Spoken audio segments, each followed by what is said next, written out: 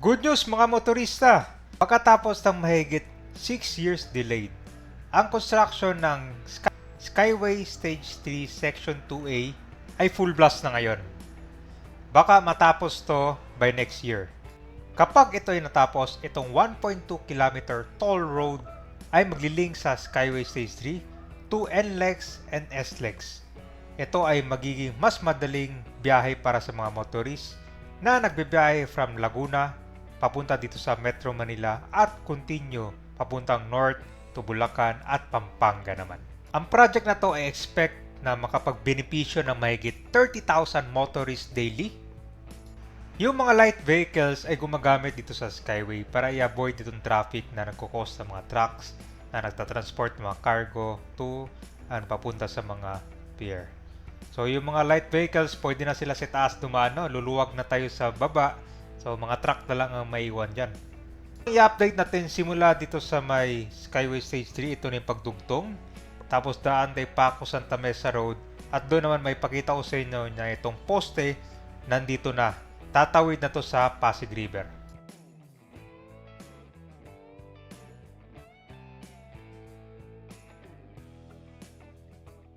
Manila. At ito na po yung update natin dito sa ginagawang pagdugtong nitong NLEX SLEX connector to Skyway Stage 3. So ito na po yung expressway to expressway. Meron na siyang yung mga columns na at ito na lang yung kulang at ito yung the missing link.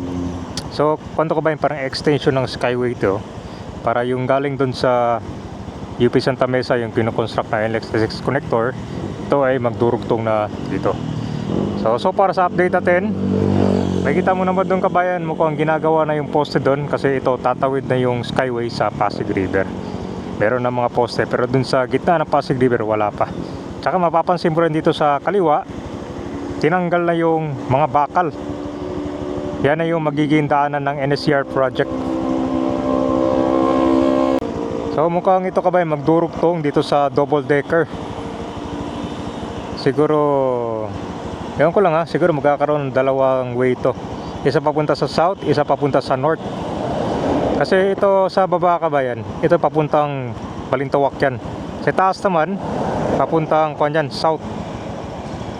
Yan, kaya dito double decker yan. Okay, so tara update natin. Dito kabayan na ni-clearing na yung mga dito, mga bahay. Daming bahay na wasak dito. 2-in-1 project. Ito naman dito may mga heavy equipments na. Ito naman yung sa NSCR project. So na-demolish na rin yung mga bahay dito. Dito yung ko-construct na poste, kita mo yun, dito sa dadaan. Burado na rin pala.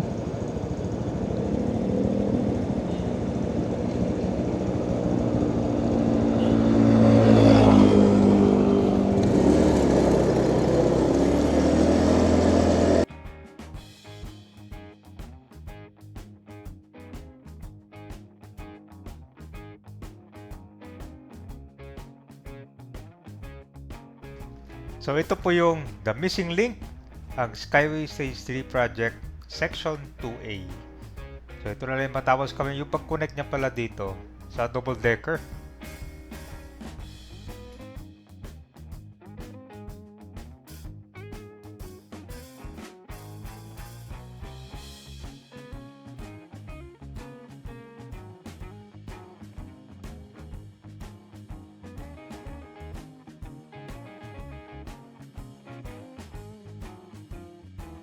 Daang-daang bahay na rin ang nawasak. Dito dadaan yung train, magiging elevated na yan.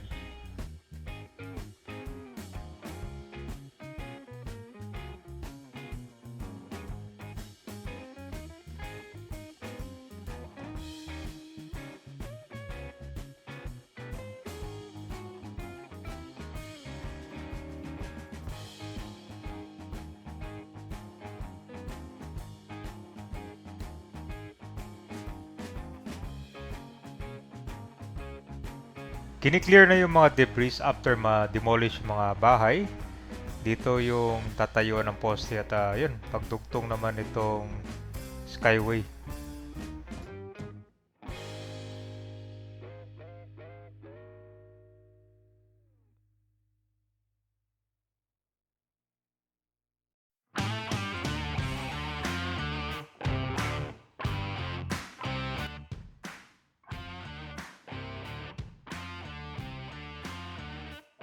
So ito yung sa pagdugtong ng Skyway. Sa kabila naman, ito po yung NSCR project naman. Natanggal na pala yung mga bakal dito. Ito yung PNR bridge noon.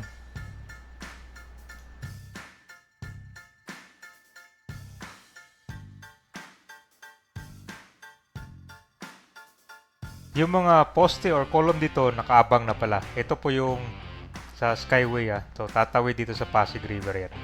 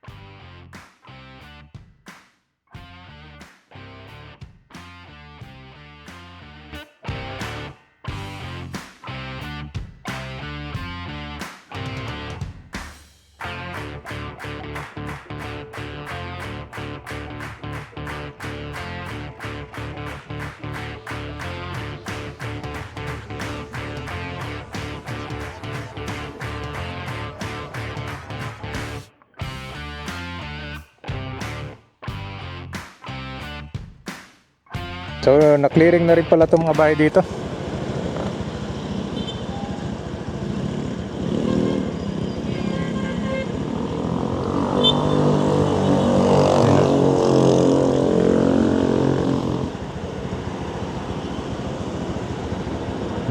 So far, nasa clearing phase. Dati kasi yung mga debris niyan, naiwan. At ngayon, tinanggal na. Ito ba, punta na tayo ng PUP.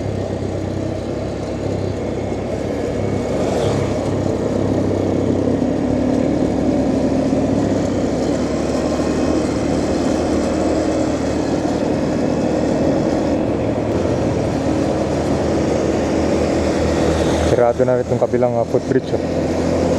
Ang update natin ay mga poste na in between sa Pasig River. So ito madadaanan ng tulay, ni-clearing na rin.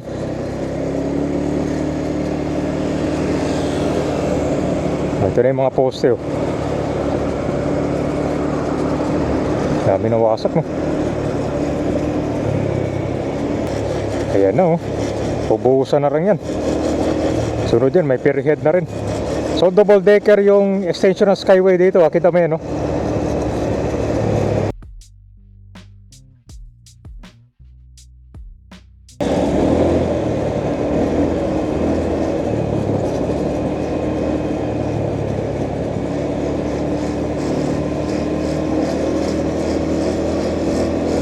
Buo na yung structure niya.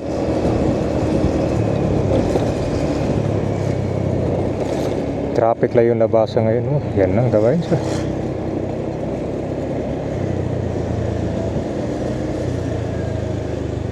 May mga poste. Ito na yung nabagay.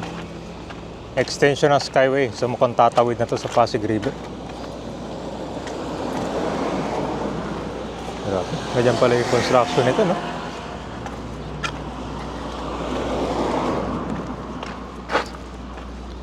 Ang dami mga bahay natanggal dito na construct.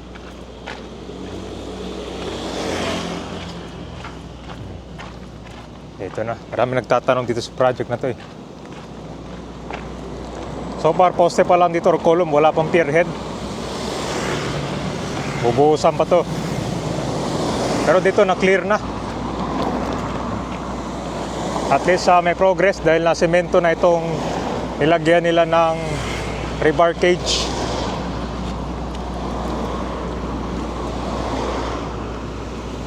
So one way lang tong dahil kanto. Iikot kayo sa kabila yung mga galing dito papunta sa kabila.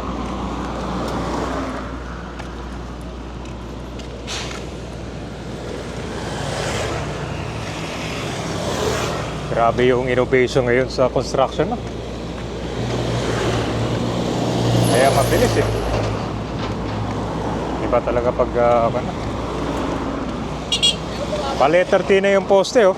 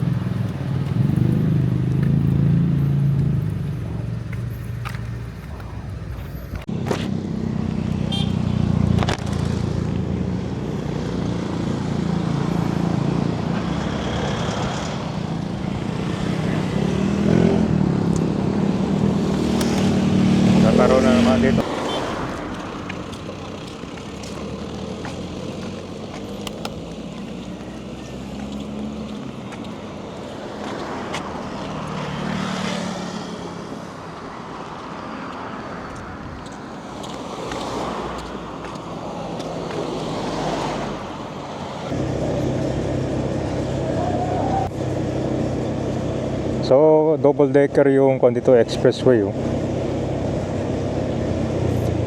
Yung harap ng PUP ngayon, oh, tad-tad na ng mga poste.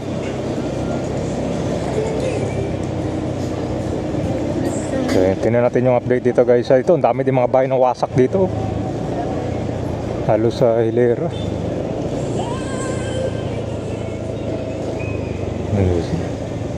Ginawa ng parkingan yung ilalim. Oh. Tapos dito, parkingan din.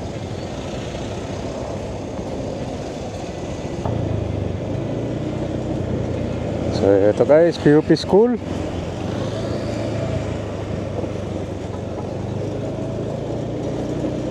Yan. Tanaw mo na yung double decker dito. Oh. Mas malinaw.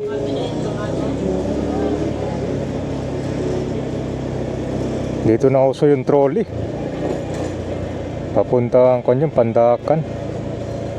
Ayun, buo na pala. Oh. Para lang siyang maliit lang, no? Para na siyang ramp. Pero ito kasi extension lang to eh.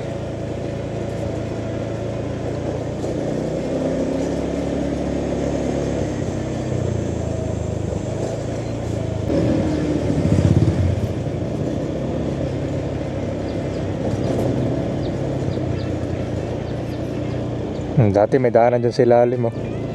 Sinimento na pala. Alright, so yung update natin guys. Ito kung yata to, subdivision. Subdivision to.